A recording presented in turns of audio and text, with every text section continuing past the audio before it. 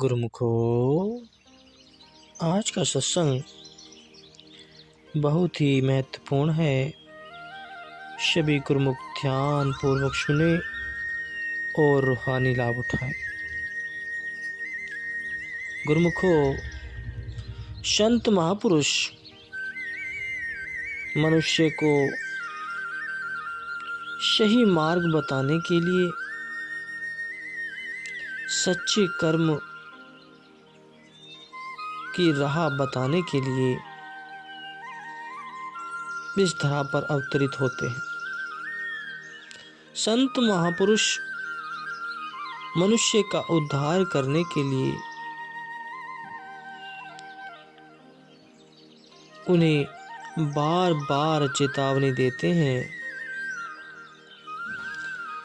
कि सच्चा मार्ग यह है, परमार्थ का मार्ग यह है, पर मनुष्य फिर भी संसार की माया में लुप्त रहता है। वह यह भूल जाता है कि यह मनुष्य जन्म किस लिए मिला है और इसमें क्या क्या कार्य करने हैं। पूर्ण महापुरुषों की महिमा अकथनीय है। जो जीव इनके दिव्य दर्शन की एक झलक पा लेता है, उसकी वृत्ति काग से पलटकर हंस समान हो जाती है। लोहा जैसे पारस के स्पर्श होने से सोना बन जाता है, ऐसे ही जो महापुरुषों की संगति में आ जाते हैं वह पूजनीय बन जाते हैं। बंदर चने से भरी हुई तंग सुराही में हाथ डालकर चने निकालने की कोशिश करता है, परंतु लोभवश मुट्ठी न खोलने के कारण हाथ बाहर नहीं निकल पाता। वह मन में यही सोचता है कि सुराही ने उसे पकड़ रखा है। ऐसे ही यह जीव स्वयं माया के बंधन में फंस जाता है और कहता है कि माया पीछा नहीं छोड़ती। इस ब्रह्म को पूर्ण सद्गुरु के बिना कोई भी दूर नहीं कर सकता। श्री गुरु महिमा में वर्णन आया है कि गुरु गुरु कह सब विश्व पुकारे, गुरु सोई जो भरम निवारे। जैसे पानी के ऊपर जमी काई पानी को ढक देती है, वैसे ही आशाओं व कामनाओं के पर्दों में इंसान की इंसानियत गुम हो गई है। सद्गुरु इंसान को नाम के अभ्यास से इन पदों को दूर करने की युक्ति बताकर सही मायनों में जिंदगी अता कर देते हैं। मन माया की दास्ता में पड़ी आत्मा को आजाद करवा उसे भक्ति के धन से मालो माल कर धनवान बना देते हैं। गुरुवाणी में वर्णन आया है कि तरसु पाइया मेरा मती होई, सतगुरु सजणों मिलिया। कि सतगुरु श्री अर्जुन गुरु अर्जुन देव महाराज जी फरमाते हैं कि मालिक ने दया करके अपार रहमत की है, जो पूर्ण सत्पुरुषों से मिलने का सहयोग प्रदान किया। सद्गुरु का दिव्य दर्शन पाकर नया जीवन मिल गया है और तन मन में बहार आ गई है।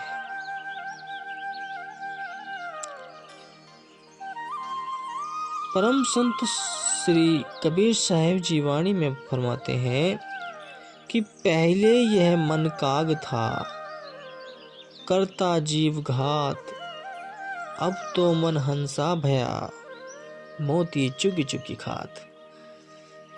कि जब तक सत्पुरुषों का दर्शन नहीं मिला था, तब तक यह मन कौवे की भांति विषयों की गंदगी में रत रहकर जीवन को बर्बाद कर रहा था। अब प्रभु दर्शन पाकर यह मन हंस की जैसे बन सच्चे नाम के मोती चुन चुन कर खाने लगा है। भाव यह है कि सत्पुरुषों के दर्शन के प्रताप से जीव की कागवृत्ति हंस वृत्ति में तब्दील हो जाती है। एक बार अर्जुन ने भगवान श्री कृष्ण जी से पूछा कि संतों के दर्शन का जीव को क्या फल मिलता है। तो भगवान ने फरमाया कि फला जगह पर एक कौवा बैठा है, उससे जाकर यह सवाल पूछो। आज्ञा पाकर अर्जुन ने वह सवाल जाकर कौवे से पूछा और कौवे ने उसी समय शरीर त्याग दिया। वापस जाकर अर्जुन ने श्री चरणों में सब वृत्तांत निवेदन किया। भगवान ने कहा कि कल उसी जगह पर एक हंस मिलेगा, उससे जाकर अपने सवाल का जवाब पूछना। अगले दिन प्रातः होते ही अर्जुन उस हंस के पास पहुंचा और सवाल पूछने से पहले ही उस हंस ने भी प्राण त्याग दिए। अर्जुन ने पुनः जाकर सब हाल भगवान के चरणों में निवेदन किया। तीसरे दिन भगवान ने उसे कहा कि आज अमुक राजा के घर एक राजकुमारी पैदा हुई है, तो मुझसे जाकर यह सवाल पूछो। अर्जुन ने राजमहल में जाकर उस राजकुमारी से जैसे ही प्रश्न किया, कुदरत ने उस नवजात शिशु को बोलने की सामर्थ्य प्रदान कर दी। वह बोला कि मेरी जीवा में इतनी सामर्थ्य नहीं कि मैं पूर्ण महापुरुषों के दर्शन के फल की महिमा का वर्णन कर सकूं। बस इतना जानता हूं कि आप उनके दर्शन करके आए थे और मैंने जब आपका दर्शन पाया तो पहले दिन कौवे की योनि से मुनि पाकर हंस बना, दूसरे दिन आपके दर्शन पाकर हंस की योनि से मुक्ति पाकर इस राजमहल में पैदा हुआ। यह सब तो आपने अपनी आंखों से प्रत्यक्ष देख लिया है। कहने का भाव यह है कि संतों के दर्शन की एक झलक मात्र से ही जीव की काया गति मति सब पलट जाती है, कर्मों के लेख मिट जाते हैं, 84 लाख योनियों से छुटकारा मिल जाता है। सतगुरु इस लोक में ही नहीं अपितु परलोक में भी अपनी अलौकिक कृपा से जीव की हर प्रकार से रक्षा करते हैं। उसकी नैया के मल्लाह बनकर उसे भव सिंधु के झकोलों से सुरक्षा प्रदान करते हैं। इसलिए जीव के सच्चे साथी और दोनों जहानों के रक्षक केवल संत सतगुरु ही हैं, जो जीव अपनी श्रुति को सब ओर से समेटकर अपने घट में सतगुरु की छवि को विराजमान करते हैं। वे मुक्ति को प्राप्त कर प्रभु के धाम में निवास पाते हैं। इसलिए तो गुरुमुखो, सतगुरु जैसा हितकारी इस जहान में कोई नहीं है। वह सदैव अपनी कृपा अपने प्रियतमों पर भक्तों पर बरसाते रहते हैं। उनका कार्य मनुष्य को परमार्थ तक ले जाने का है। जो उनके बताए रास्ते पर चल पड़ते हैं, उनका जीवन निहाल हो जाता है।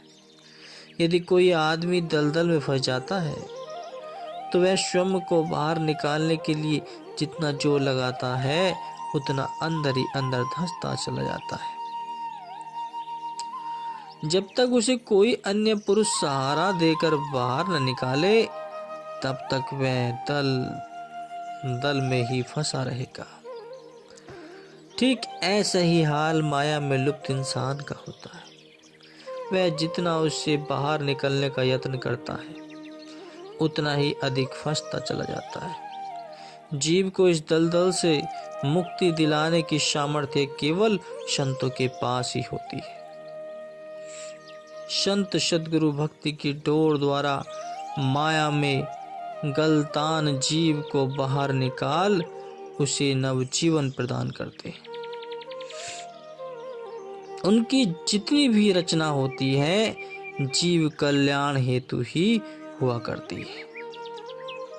उन्होंने अपनी कृपा से जीव को मोह रूपी कीचड़ से निकालने के लिए आरती, पूजा, सेवा, सिमरन, भजन, ध्यान और सत्संग की मजबूत डोरियां बना दी है। जीव जितना इन नियमों पर अमल करेगा उतनी ही उसकी डोरियां शक्तिशाली हो जाएंगी।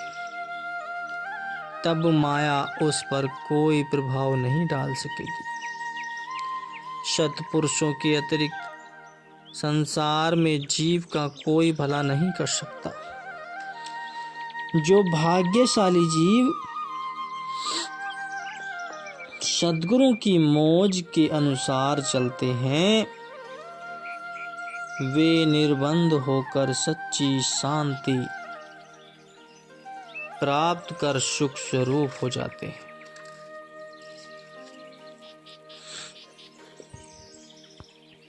सद्गुरु सच्चिखंड के वासी होते हैं।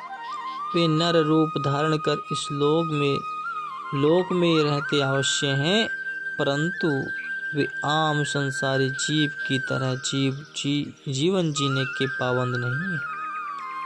वे शरीर से ऊपर उठे हुए होते हैं और रूहानियत के बादशाह होते हैं। अपनी मौज से अपनी रूहों की संभाल करने के लिए अनामी लोक को छोड़कर धराधाम पर अवतरित होते हैं। जो जीव उनके संपर्क में आकर अपनी सुरति को एकाग्र करके श्री चरणों से जोड़ देते हैं वे उनसे रूहानियत का फौज प्राप्त कर लेते हैं। ऐसी विशेष रूहों को वे अपने ही लोक के स्थान प्रदान कर देते हैं। गुरु निजधाम दावासी आशानु नाल ले जासी। सतगुरु के शब्द की कमाई करने वाली आत्माएं अंत में सच्चिखंड में निवास पाती हैं। गुरु शब्द से सुरति के तार को जोड़कर वे अमृत रस का पान करती रहती। उन पर माया का विष कोई प्रभाव नहीं डाल सकता। भगत नामदेव जी जाति के छिपे थे और कपड़े पर छपाई का काम किया करते थे। एक दिन भगत त्रिलोचन जी ने देखा कि भगत नामदेव जी बैठकर चादरें छापने का काम कर रहे हैं, तो उन्होंने कहा कि नामा माया मोहिए कहे तिलोचनु मीत, काहे छिपहु छालिए छाइले राम न लावहि उचित। कि भगत त्रिलोचन जी भगत नामदेव जी को संबोधित करते हुए कहते हैं कि आपको भी माया ने लुभा रखा है, क्योंकि आप राम नाम को छोड़कर कपड़े छापने का काम कर रहे हैं। परंतु भगत नामदेव जी की सुरति गुरु शब्द से जुड़ी हुई थी। उन्होंने उत्तर दिया कि नामा कहे तिलोचना मुख से, ते राम संभाले ही, हाथ पांव करी काम शंभु चितु निरंजन नाले।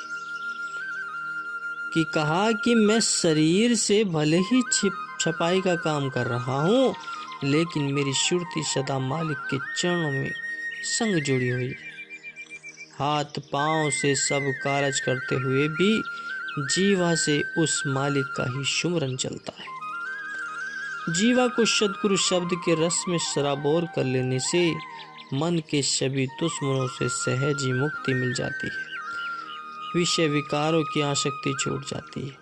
जो उठते बैठते सोते जागते अपनी सुरति को शब्द के संग में जोड़ रखते हैं, उन पर मालिक की असीम कृपा उतरती है और वे सब बंधनों से रिहा पाकर सुख स्वरूप परमात्मा के साथ मिलकर उसी में समा जाते हैं।